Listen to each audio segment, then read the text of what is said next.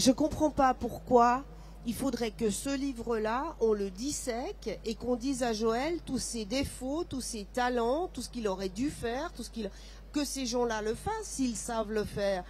Toujours est-il que ce bouquin-là, on le lit, on le dévore, on tourne les pages, on l'aime, on le repose, on est content.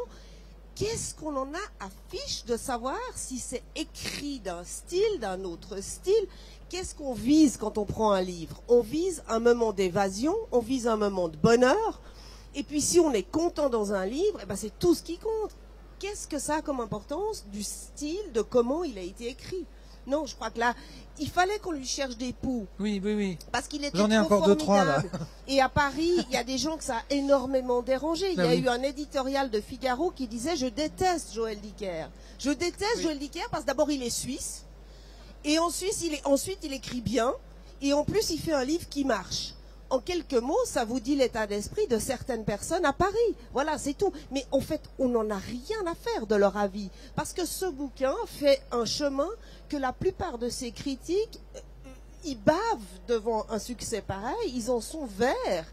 Et donc, laissons braire, comme on dit, et laissons faire, peu importe. On a là un excellent bouquin. Joël n'a que 27 ans, il va en faire d'autres, qui auront d'autres contenus, d'autres ambiances, qu'on aimera plus ou moins, parce que c'est ça aussi. Hein? On aime un livre, on aime moins le suivant, on re-aime le suivant, et puis voilà.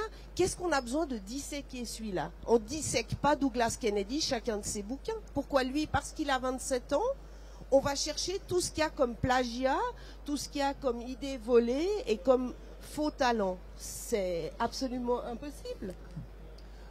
On va laisser Corinne. Merci maman. Non, mais ça m'énerve parce que je ne vois pas pourquoi lui on le disséquerait alors qu'il y en a qui publient chaque année commercialement un bouquin qui se vend comme des petits pains où personne va chercher des puces dedans. Alors laissons-le tranquille, aimons son livre, offrons-le autour de nous à tout le monde et puis basta là. Enfin, je veux dire, c'est simple. Bien, hein. Elle est très bien, mais papa a quelque chose à dire aussi. J'ai défendu le livre il n'y a pas longtemps en disant c'est pour ça que Mark Forster a tourné avec Halle Berry ou a fait un James Bond, parce qu'en Suisse tout le monde pensait qu'il était bon que pour des spots publicitaires. Il est allé trouver l'argent ailleurs et vous avez tous vu À l'ombre de la haine et le James Bond dans l'enjeu et le sous-sol et l'eau. Donc encore une question sur le style où on entend aussi oui bon bah c'est écrit en français. Moi la qualité je te l'ai écrit.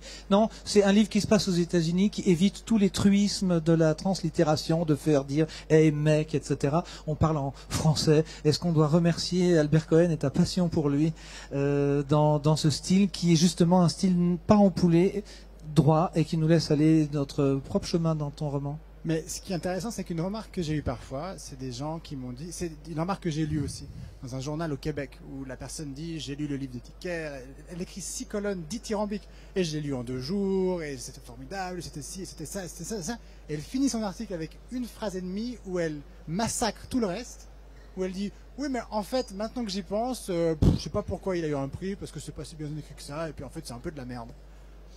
Et ça m'a fait penser à une phrase qu'on m'a souvent dite à la parution du livre. On m'a dit « Oui, mais c'est pas mal, mais vous n'allez pas révolutionner la langue française. » Et c'est une phrase qui m'a stupéfié parce que ça voudrait dire qu'en écrivant ce livre, je me suis dit à chaque phrase « Oh, c'est formidable, je révolutionne le français. Oh, c'est formidable comme je m'aime. » Et je me suis juste dit « J'aimerais bien écrire un livre qui me plaise à moi. » Avec des phrases comme je les aime et un style comme je les aime et quelque chose qui...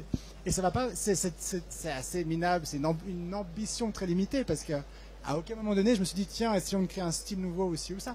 Essayons juste de raconter une histoire. Si je vous raconte une histoire ici maintenant, je vais essayer de choisir des mots qui soient des mots suffisamment simples et efficaces pour qu'ils vous parlent à tous, peu importe qui vous êtes, que vous soyez homme ou femme, moins jeune, plus jeune, lettré ou pas, ou aristo, ouvrier, peu importe.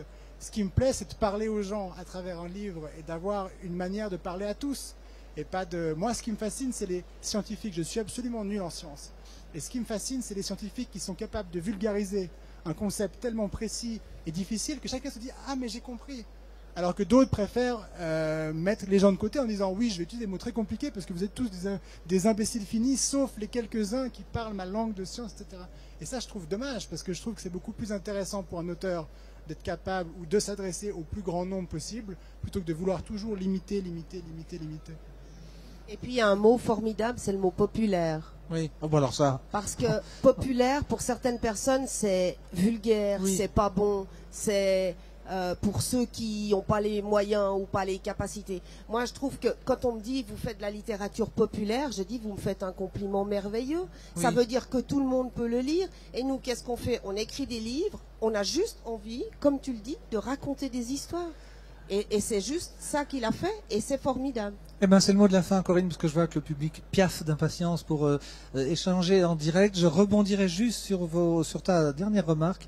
On est très fiers à France Loisirs de distribuer des livres populaires, qu'on les achète, et on est très heureux de t'avoir reçu avec personne l'année dernière et avec Corinne, et que vous soyez aussi nombreux aujourd'hui. C'est une joie qui ne se mesure pas. Et quand on aime, on ne compte point. Merci, je vous laisse à Joël. Merci beaucoup. Merci Corinne.